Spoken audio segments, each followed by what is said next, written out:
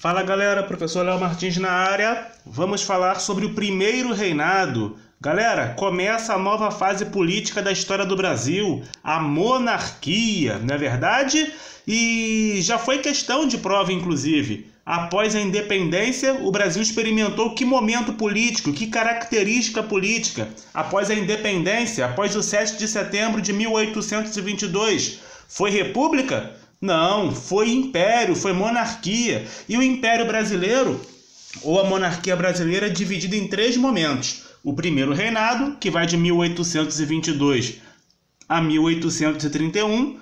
O período regencial, 1831 a 1840. E a terceira e última fase, o segundo reinado, que vai de 1840 até 1889, a fase mais longa, que vai até a proclamação da República, tá ok? Bom, minha gente, começa o primeiro reinado, Dom Pedro I, né, que era considerado o herói da independência, posteriormente vai se mostrar um grande tirano, um grande absolutista. Primeiro ponto, Portugal reconheceu a independência do Brasil num primeiro momento? Não, não reconheceu a independência do Brasil num primeiro momento. Os portugueses queriam uma reparação indenizatória, né? Queriam uma compensação pela independência do Brasil.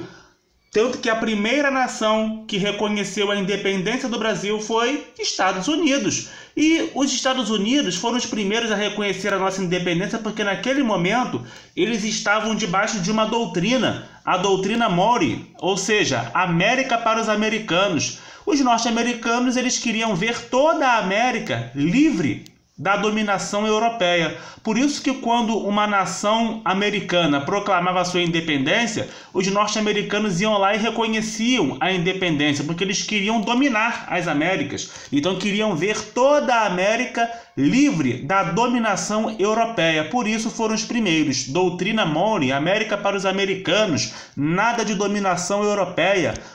A França foi a primeira nação europeia a reconhecer a independência do Brasil. As pessoas acham que foi a Inglaterra. Não, a França foi a primeira nação europeia a reconhecer a nossa independência. Portugal só reconheceu a independência do Brasil no ano de 1825, através do Tratado do Rio de Janeiro de 1825, ou Tratado Luso-Brasileiro, que determinou a compra, né? O Brasil comprou a sua liberdade, teve que pagar a Portugal pela sua independência, para que Portugal reconhecesse a nossa independência. Os ingleses nos emprestaram uma grana e essa grana nós pagamos aos portugueses pelo reconhecimento da nossa independência, 2 milhões de libras esterlinas, né? E o Brasil agora vai experimentar a fase independente, né? Uma fase imperial, uma situação que cai muito em provas, galera. Brasil livre, Brasil independente a partir de 1822. E aí? O Brasil se modernizou? Experimentou uma revolução industrial? Aboliu a escravidão de imediato? O Brasil não se modernizou, muito pelo contrário. O Brasil tornou-se independente, porém continuou com as mesmas características do período colonial. Manutenção da escravidão. No campo econômico, continuamos como uma nação agroexportadora, dependente da exportação de produtos agrícolas. Nada mudou. Todas as características do período colonial continuaram. Então o Brasil não experimentou nenhum tipo de mudança brusca, mudança radical. Cuidado com questões que disserem que o Brasil, após a independência, industrializou-se, experimentou uma democracia ou abraçou a república como modelo político. De forma alguma, vocês já sabem que não. E o Brasil pós-independência, com relação ao panorama político, tínhamos algumas facções políticas, partidos políticos. Lembra que eu falei com vocês, naquele momento de abaixo-assinado de 8.000 assinaturas, a elite rural brasileira e os comerciantes portugueses que aqui estavam queriam, né, a permanência do príncipe, de Dom Pedro, para que ele proclamasse a independência? Aquelas elites que aqui estavam viraram partidos políticos no primeiro reinado. Nós tínhamos o Partido Brasileiro, quem fazia parte do Partido Brasileiro? A elite rural brasileira, os proprietários rurais, os fazendeiros, que eram contra o absolutismo, ou seja, essa elite rural brasileira queria chegar ao poder. Então eles eram contra o fato de Dom Pedro I ter poderes absolutos, eles eram contra o absolutismo, contra a nobreza e também contra a democracia. Eles defendiam até um Brasil independente, porém um Brasil independente oligárquico, a elite rural no poder. Nós vemos muito de José Bonifácio nesses interesses do Partido Brasileiro. E, de uma certa forma, é até uma contradição. Pô, como é que os caras são contra o absolutismo e, ao mesmo tempo, contra a democracia? José Bonifácio era um pensador iluminista. Óbvio que ele seria contra o absolutismo no Brasil, mas, ao mesmo tempo, fazia parte da elite econômica. Então, ele era contra a democracia, contra o povão participando do processo eleitoral, por exemplo. Ele queria um Brasil elitizado, com uma política elitizada. Então o Partido Brasileiro seguia muito a filosofia de José Bonifácio naquele momento. E nós temos o Partido Português, que era absolutista, era puxa-saco do imperador Dom Pedro I. Queria que Dom Pedro I tivesse poderes plenos e absolutos. Eles eram conservadores e, em sua maioria, comerciantes. Então eles eram puxa-sacos de Dom Pedro I. Queriam que Dom Pedro I tivesse poderes plenos e absolutos.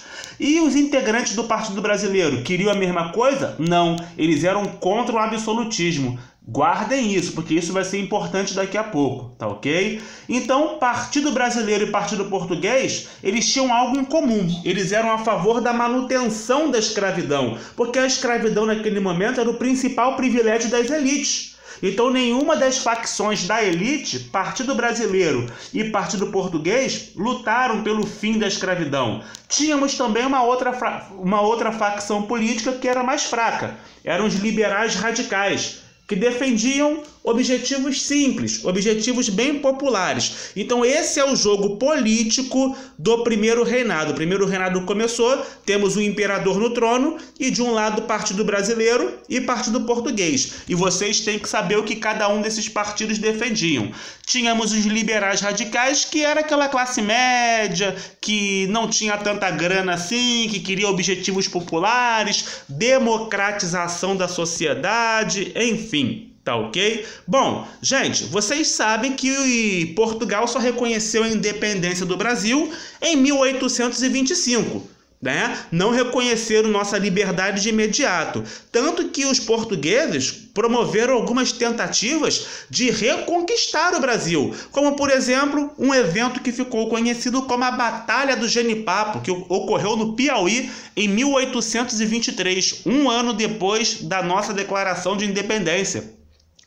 13 de março de 1823, foi uma tentativa dos portugueses em manter o norte do Brasil obediente a Lisboa. Então, pelo Piauí, as tropas portuguesas, lideradas por João José da Cunha Fidié, invadiram o Brasil pelo Piauí. E as forças, a resistência brasileira, liderada por Leonardo Castelo Branco. Então, João José da Cunha Fidié invade o Brasil pelo Piauí com o objetivo de manter a parte de cima fiel a Lisboa. Só que a Batalha do Genipapo, e recebe esse nome porque a porradaria ocorreu às margens do riacho Genipapo, teve uma característica em sua resistência. Os brasileiros que tiveram a ajuda dos maranhenses, os piauienses, A galera do Piauí teve a ajuda de maranhenses e cearenses. E essa galera resistiu à invasão portuguesa com pedaços de pau e pedra.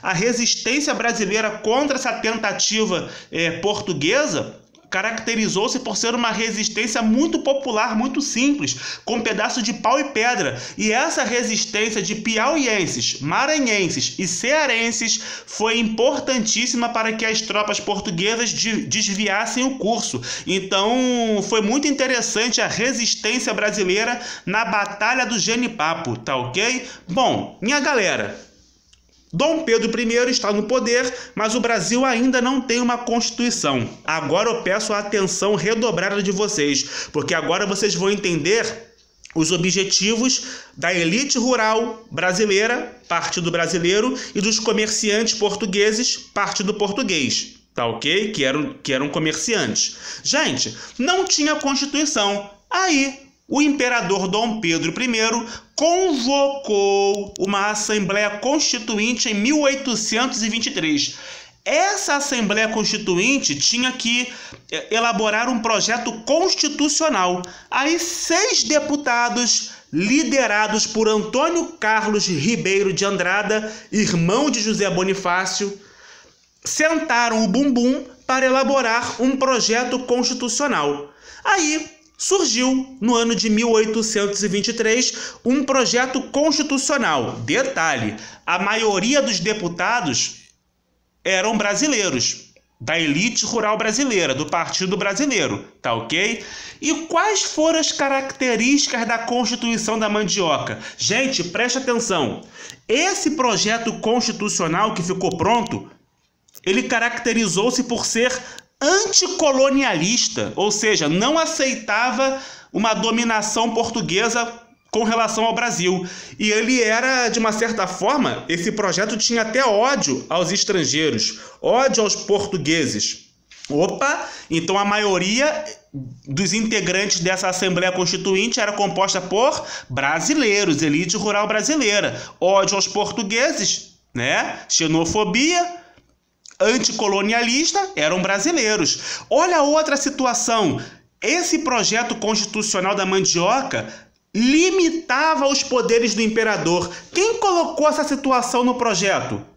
Partido Português ou Partido Brasileiro? Aí vocês sabem aqui já o que cada partido defende. Partido Brasileiro, elite rural, contra absolutismo. Partido Português era absolutista. Ora, se o projeto constitucional que ficou conhecido como Constituição da Mandioca era anti-absolutista, ou seja, limitava os poderes do imperador, quem colocou esse mecanismo aqui nesse projeto constitucional? O Partido Brasileiro, integrantes do Partido Brasileiro, elite rural brasileira. Outra situação que deixou o príncipe, o imperador Dom Pedro I revoltadíssimo: indissolubilidade da Câmara, ou seja, Dom Pedro I não teria poderes para dissolver a Câmara de Deputados, se quisesse.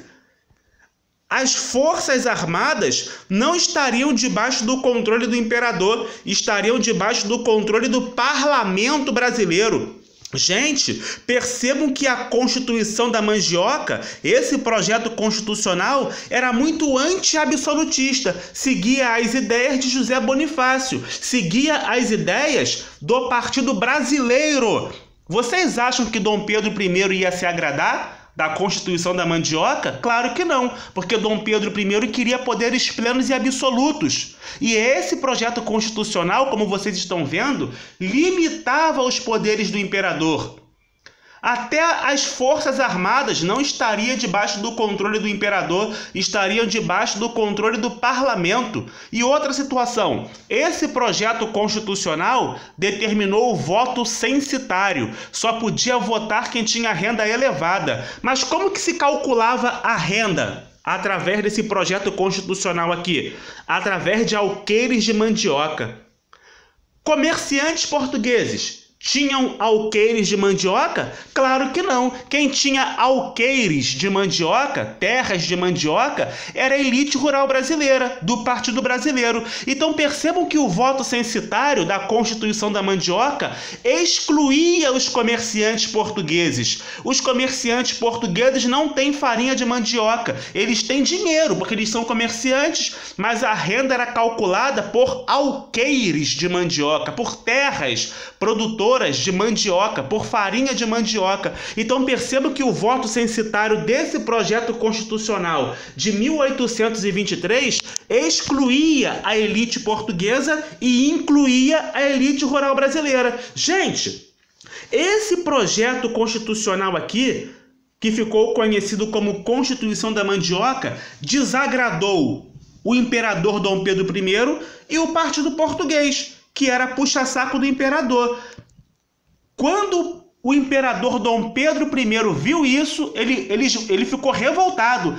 Quem fez essa merda? Quem fez essa cagada? Aí os integrantes do partido português, que eram puxa-saco do imperador, disseram assim: Vossa Majestade, o senhor sabe que nós somos absolutistas. Nós defendemos que o senhor tenha poderes plenos e absolutos. Mas esses safados sem vergonhas do Partido Brasileiro foram eles que limitaram o poder do senhor. Eles eram maioria na Assembleia Constituinte. Eles, inclusive, nos excluíram do direito a voto. Porque essa Constituição aí diz que só vota quem tem muita farinha de mandioca. Excluiu os comerciantes portugueses. Aí, o imperador Dom Pedro I, junto com os puxa-sacos do Partido Português, fizeram muitas críticas à Constituição da Mandioca.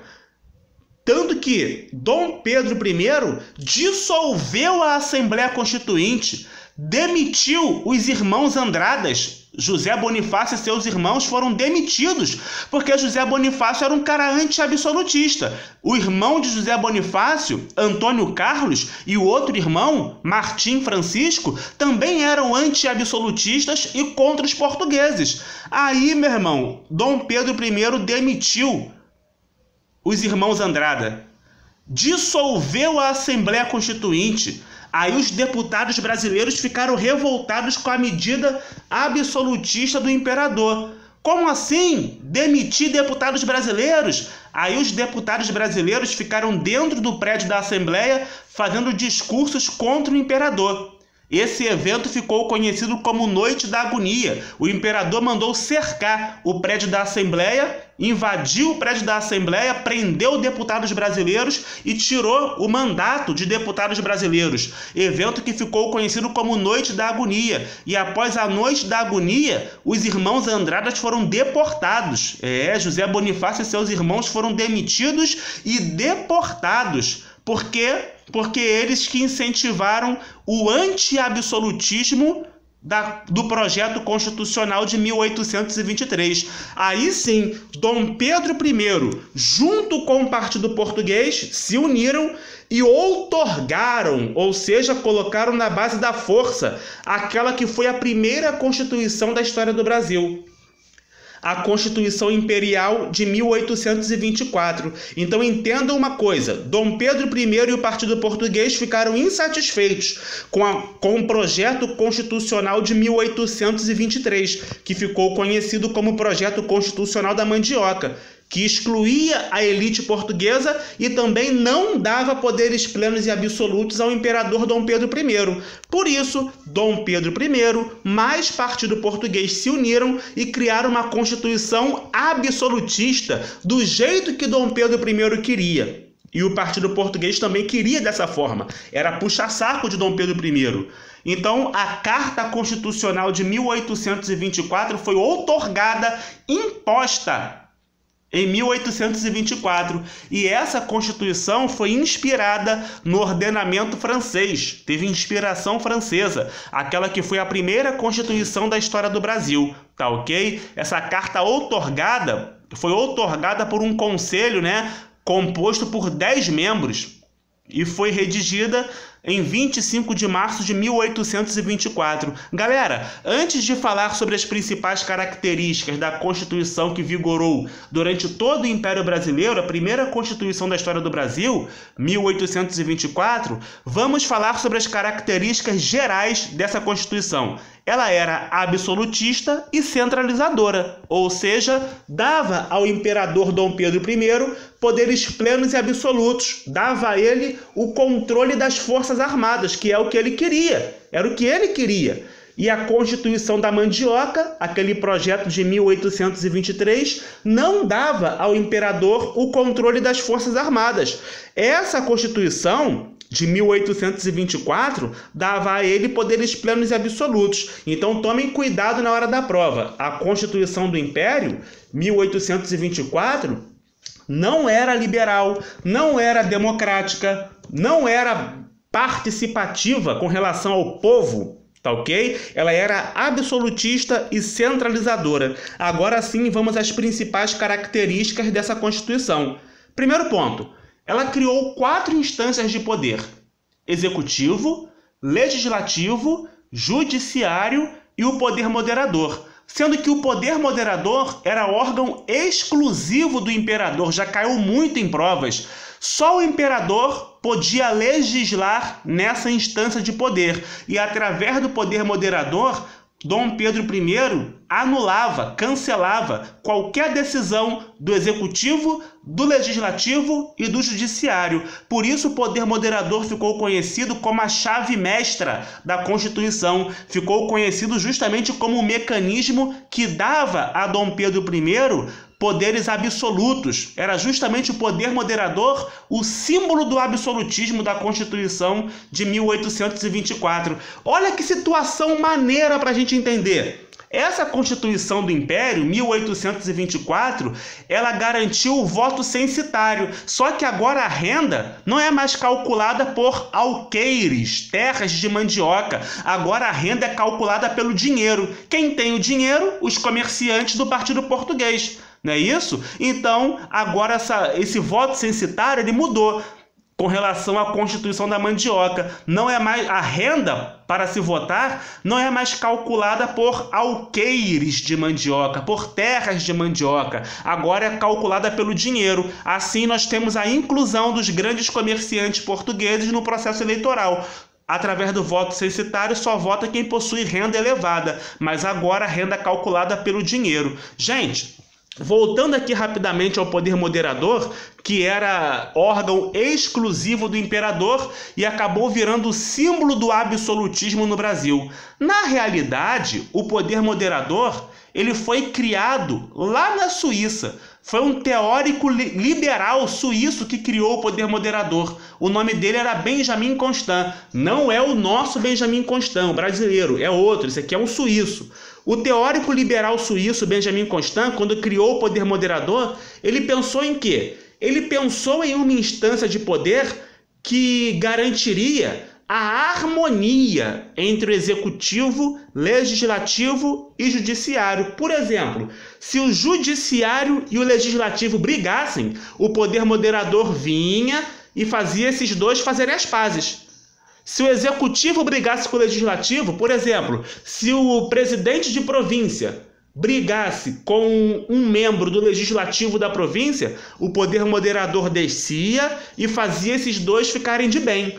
Então, o poder moderador, na lógica de Benjamin Constant, esse teórico suíço, deveria ser um poder que garantisse a estabilidade, a harmonia entre executivo, legislativo e judiciário. Só que aqui no Brasil, ele foi utilizado de um modo diferente. Ele foi utilizado de uma forma equivocada. Foi utilizado para dar ao imperador poderes plenos e absolutos. Ele usou de uma forma diferente, equivocada, na verdade, né?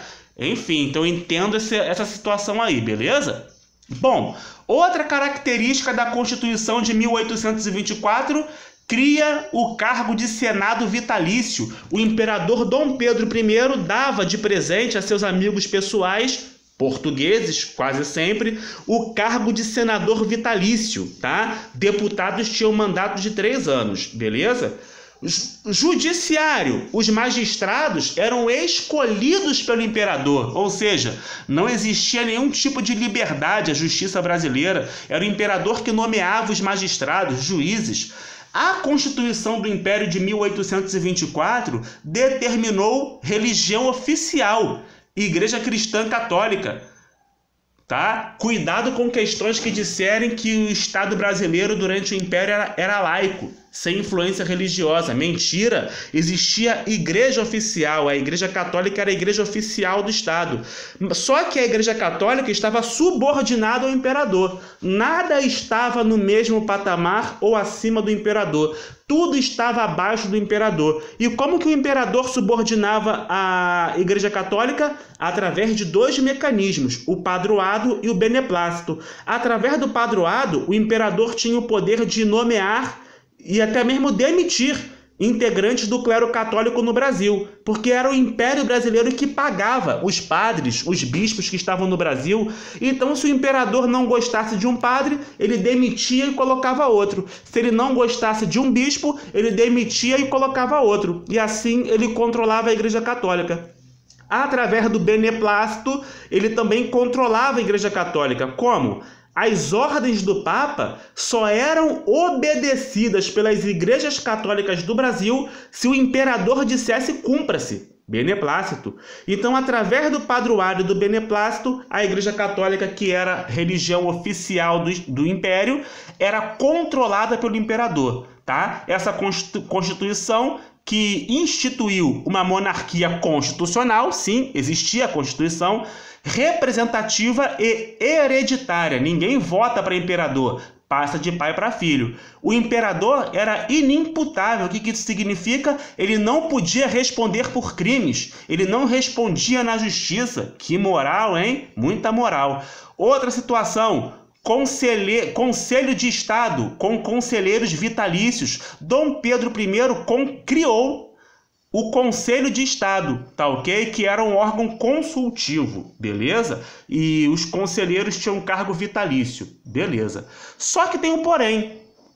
Esse absolutismo do imperador, a criação do poder moderador, revoltou muita gente, principalmente o Nordeste brasileiro e principalmente Pernambuco. Gente, para o Nordeste brasileiro, a independência do Brasil não surtiu efeito nenhum. Como assim, professor? A única diferença é que os nordestinos deixaram de obedecer Lisboa e agora obedecem o Rio de Janeiro.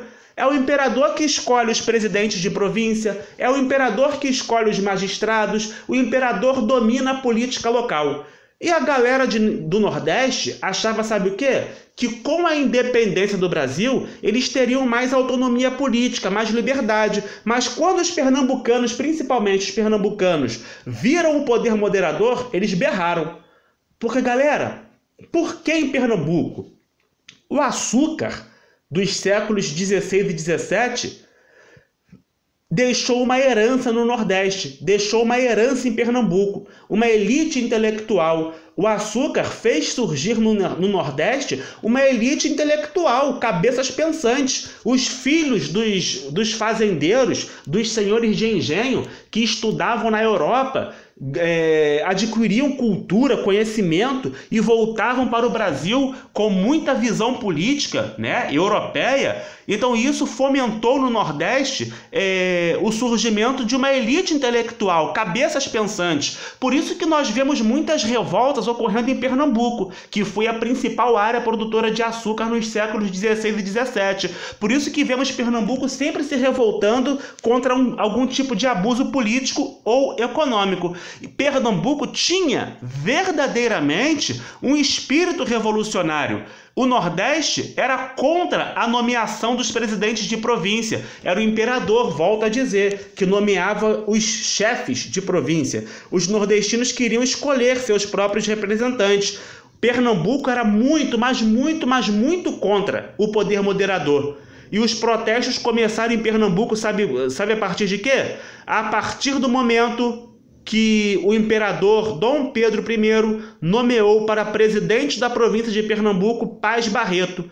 Os pernambucanos, eles sonhavam com Manuel de Carvalho Paz de Andrade. Eles queriam que Manuel de Carvalho Paz de Andrade fosse o presidente de Pernambuco e não Paz Barreto. Aí os pernambucanos, inspirados, né, por um espírito revolucionário, ideias liberais, entre os dias 2 de julho e 17 de agosto de 1824, Manuel de Carvalho Paz de Andrade liberou um governo provisório e republicano. Gente, olha só que situação! O que foi a Confederação do Equador? A galera de Pernambuco começou um movimento de caráter republicano e separatista. Qual era o objetivo dos pernambucanos? Separar Pernambuco do Império Brasileiro e transformar Pernambuco em uma república, e transformar Pernambuco em uma república. O objetivo dos pernambucanos era buscar o apoio do maior número de províncias possível do Nordeste. A ideia deles era separar o Nordeste do Brasil. e fazer do Nordeste uma república. Só que Pernambuco contou com o apoio apenas de Ceará, Rio Grande do Norte e Paraíba.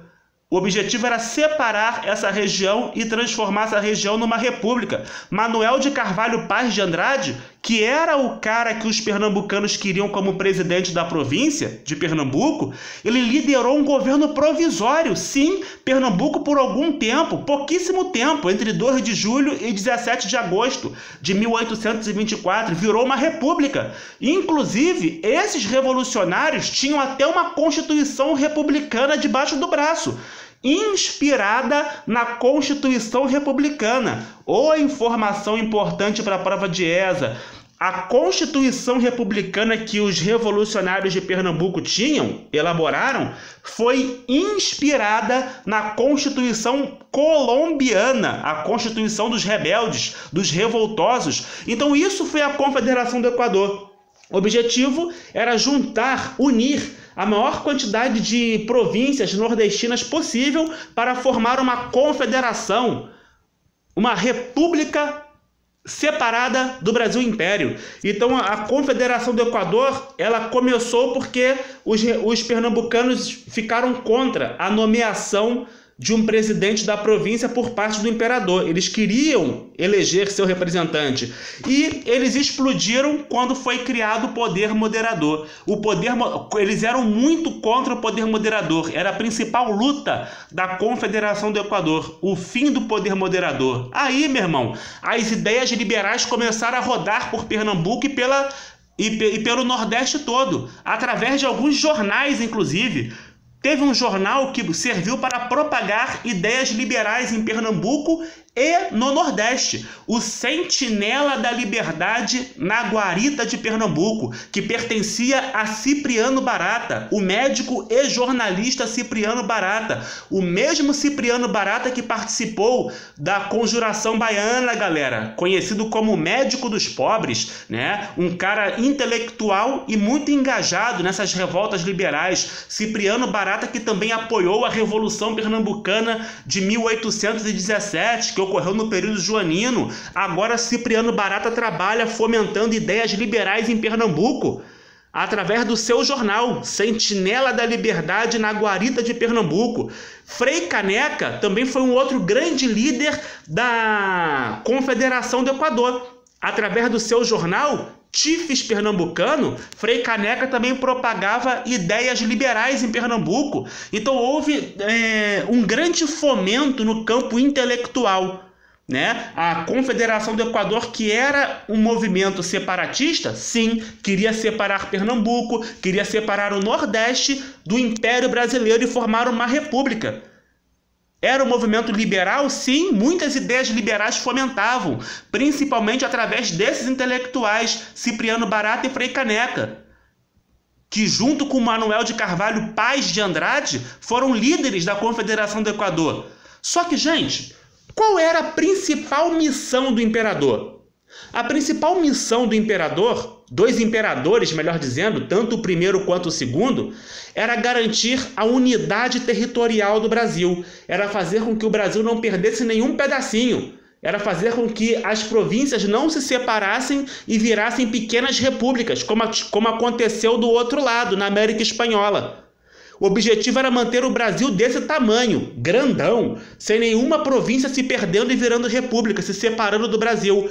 Por isso que os imperadores justificavam o poder moderador. Não, nós temos que ter muitos poderes para garantir a unidade territorial do Brasil, para conter essas revoltas separatistas, né? Por isso, a repressão sempre era muito rígida, violenta, severa, e Dom Pedro I atuou com extrema energia com o objetivo de acabar com a Confederação do Equador, tá ok? A repressão contou inclusive com a ajuda da Inglaterra, com empréstimos e força naval, tá? Liderada lá pelo Coachhaine. Gostou do meu inglês, né? Vou substituir até a professora Maria nas aulas de inglês. Ah, moleque, enfim. né? Então a repressão foi muito rígida com o apoio da Inglaterra, até que a Carta Régia, aqui está Régio, perdão, a Carta Régia de 25 de julho de 1824, autoridade máxima contra os rebeldes, e assim foi feito. Dom Pedro I autorizou a autoridade máxima contra os rebeldes e a repressão foi muito violenta. Terminou com fuzilamentos, inclusive. Um dos principais líderes do movimento, Frei Caneca, foi condenado ao fuzilamento. Frei Caneca foi fuzilado e assim foi contida a Confederação do Equador. Beleza, galera? Bom, é muito importante entender o seguinte: Dom Pedro I, de herói da independência, está virando um tirano. Um verdadeiro tirano, fazendo uso do poder moderador. Ele criou esse poder na Constituição do Império de 1824. Ele introduziu esse poder junto com o Partido Brasileiro ou Português? Português, já sabem. Só que isso fez com que Dom Pedro I ficasse muito impopular entre os brasileiros. Para vocês terem uma ideia, o Partido Brasileiro já faz oposição ao imperador. Não é verdade? Porque agora ele só quer saber do Partido Português, porque o Partido Português era um partido absolutista, atendia os interesses do imperador. Inclusive, Dom Pedro I mandou todos os ministros brasileiros embora e formou um ministério só com portugueses. Ministério que ficou conhecido como Ministério dos Marqueses. Meu irmão, o negócio foi feio. E por essas e outras, por causa do autoritarismo também, benefício só para os portugueses, a impopularidade de Dom Pedro I começou a aumentar. Era uma impopularidade muito grande. Dívida externa, muitos empréstimos com a Inglaterra, até a independência do Brasil. O reconhecimento por parte de Portugal foi pago com dinheiro emprestado da Inglaterra. A dívida externa só aumentava. Crise econômica, vivíamos uma crise econômica muito grande durante o primeiro reinado. O Brasil se envolveu numa guerra extremamente desnecessária e onerosa, que foi a Guerra da Cisplatina. Cisplatina, como nós sabemos, foi anexada ao território brasileiro no período joanino. Mas agora, no primeiro reinado, a Cisplatina quis a sua independência, a sua separação com relação ao Brasil. Dom Pedro I não aceitava a independência da Cisplatina. Aí Brasil e Cisplatina entraram numa guerra que durou entre 1825 e 1828. O líder militar uruguaio, Juan Antônio Lavalleja, liderou, um grupo militar lá no Uruguai e lutou contra o Brasil, exigindo a sua independência. Dom Pedro I teve que pegar dinheiro emprestado da Inglaterra para jogar o Brasil nessa guerra. Perdemos muitas vidas humanas e ainda por cima perdemos a guerra, e a Cisplatina conquistou a sua independência em 1828, Foi assinada uma convenção preliminar de paz em 1828. Brasil e Argentina, sob supervisão da Inglaterra, assinaram esse acordo de paz em que legitimava a independência da Cisplatina, e a Cisplatina passou a se chamar Banda Oriental do Uruguai. A Cisplatina teve apoio da Argentina e da Inglaterra nessa briga contra o Brasil. Então o Brasil lutava contra a Cisplatina, mas a Cisplatina tinha apoio da Argentina e da Inglaterra. Tanto a Argentina quanto a Inglaterra queriam a independência da Cisplatina. E Dom Pedro I jogou o Brasil nessa guerra totalmente onerosa e desnecessária. O Brasil perdeu a guerra, assinou o Tratado do Rio de Janeiro de 1828, mais um Tratado do Rio de Janeiro. Temos o Tratado do Rio de Janeiro de 1825. Qual foi o efeito? Portugal reconheceu a independência do Brasil. O Brasil pagou pela independência 2 milhões de libras esterlinas. Esse Tratado do Rio de Janeiro de 1825 também é chamado de Tratado Luso-Brasileiro. Independência do Brasil, Portugal reconhece. Agora temos um segundo Tratado do Rio de Janeiro, 1828, Brasil reconhecendo a independência da Cisplatina, que vira Banda Oriental do Uruguai. Então o Brasil sai da Guerra da Cisplatina derrotado, porque a Cisplatina conquistou sua independência, e o Brasil aumenta a sua dívida externa. A Guerra da Cisplatina serviu para aumentar ainda mais a impopularidade do imperador. Outra situação que aumentou a impopularidade do imperador no Brasil: a disputa pelo trono português entre Dom Pedro I e o seu irmão Dom Miguel. Dom João VI morreu em 1826. Quem era o herdeiro do trono português? O filho mais velho, Dom Pedro I. Só que Dom Pedro I não queria ir embora do Brasil. Mandou sua filha para esquentar o trono português. Aí, o irmão de Dom Pedro I, Dom Miguel, deu um golpe lá, expulsou a menina do trono e ocupou o trono português. Aí Dom Pedro I entrou numa guerra com seu irmão Dom Miguel e venceu. Mas Dom Pedro I usou dinheiro brasileiro. E isso aumentou ainda mais a impopularidade de Dom Pedro I. O povo dizia, poxa, usando dinheiro brasileiro para investir numa guerra pelo trono português. Outro fator que contribuiu para a crise do primeiro reinado, a morte, o assassinato do jornalista Líbero Badaró, em São Paulo. Quem era Líbero Badaró? Um jornalista que direcionava muitas críticas ao imperador Dom Pedro I. Apareceu morto. A culpa caiu em cima de quem? Dom Pedro I. Outra situação que aumentou a impopularidade do imperador. Outra situação, o Ministério dos Marqueses. Como eu disse anteriormente, Dom Pedro I mandou todos os brasileiros embora do ministério e formou um ministério só com portugueses, seus amigos pessoais, que ficou conhecido como Ministério dos Marqueses. A violência na Confederação do Equador. Dom Pedro I acabou com a Confederação do Equador de 1824 com extrema energia, fuzilou Frei Caneca. Então aquela violência, realizada na Confederação do Equador serviu para aumentar ainda mais a impopularidade do imperador, que governava o Brasil de forma absolutista. Tudo isso contribuiu para a crise política e econômica do primeiro reinado. Aí, Dom Pedro I, no ano de 1831, pensou assim, poxa, será que todo mundo me odeia tanto? Vou passear pelas províncias do Brasil, vou lá em Santos, inspecionar o porto de Santos, vou viajar. Se o povo me jogar ovo podre e tomate, eu meto o pé do Brasil. Mas se agora o pessoal ainda estiver falando tamo junto, eu permaneço. Aí, no Rio de Janeiro, Dom Pedro I anunciou, vou fazer uma viagem.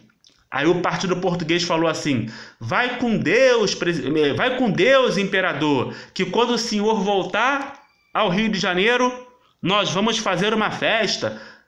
Aí o partido brasileiro falou assim, festa? Festa para um cara que jogou o nosso país numa crise econômica absurda? Festa para um cara que jogou o nosso país na guerra da Cisplatina e perdemos muitas vidas e dinheiro? Festa para um cara que mandou todos os brasileiros embora do ministério e formou um ministério só com portugueses? Festa para um cara que usou de extrema violência na Confederação do Equador? Festa para um cara que mandou matar o jornalista Líbero Badaró? Se tiver festa no Rio de Janeiro quando ele voltar, nós vamos acabar com a festa. Aí ficou aquele clima tenso no Rio de Janeiro. Dom Pedro I viajou, levou muita ovada, tomate na cara, muita vaia, muito fora. Aí quando ele viu aquela situação, voltou para o Rio de Janeiro. Aí no Rio de Janeiro, os puxa-sacos do Partido Português, surpresa, festa! Aí os brasileiros apareceram para acabar com a festa. Resultado, porrada comeu pelas ruas do Rio de Janeiro. 1831, brasileiros e portugueses agredindo-se pelas ruas do Rio de Janeiro. Evento que ficou conhecido como a Noite das Garrafadas. Observação, não confundam Noite da Agonia com a Noite das Garrafadas. Não confundam a Noite da Agonia com a Noite das Garrafadas. Noite das Garrafadas, brasileiros e portugueses saindo na porrada. Aí o imperador Dom Pedro I, quando viu a Noite das Garrafadas, falou assim, meu Deus, não tem como continuar no Brasil. A Noite das Garrafadas foi o evento determinante que fez com que o imperador Dom Pedro I abdicasse ao trono em favor do seu filho Pedro de Alcântara em 1831. Dom Pedro I voltou, meteu o pé para Portugal. Só que tinha um pequeno problema. No momento da abdicação, seu filho, Pedro de Alcântara, futuro Dom Pedro II, tinha apenas 5 anos de idade. Com 5 anos tem como ser imperador? Claro que não. O que dizia a Constituição do Império? Caso exista impossibilidade do imperador assumir o trono, o Brasil será governado por 3 regentes. Impossibilidade de assumir o trono? Sim, o moleque tinha apenas 5 anos. Por isso que a segunda fase do Império Brasileiro ficou conhecida como período regencial. Foi o momento da história do Brasil em que o Brasil ficou sendo administrado por regentes, porque o imperador ainda era um menininho, igual a vocês assim mais ou menos. É isso aí.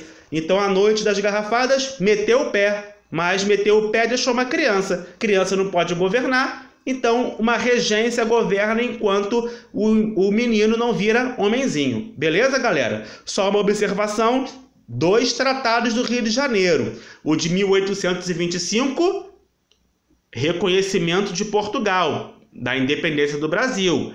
E o Tratado do Rio de Janeiro de 1828, assinado entre o Império do Brasil e a Argentina, Cisplatina, Uruguai, determinando a independência da Cisplatina. Lembrando que a Argentina e a Inglaterra queriam a Cisplatina independente. Então a Argentina ficou ali também assinando, supervisionando, até que a Cisplatina em 1828 tornou-se independente, separou-se do Brasil e virou Banda Oriental do Uruguai. Beleza, minha galera? Forte abraço e bons estudos.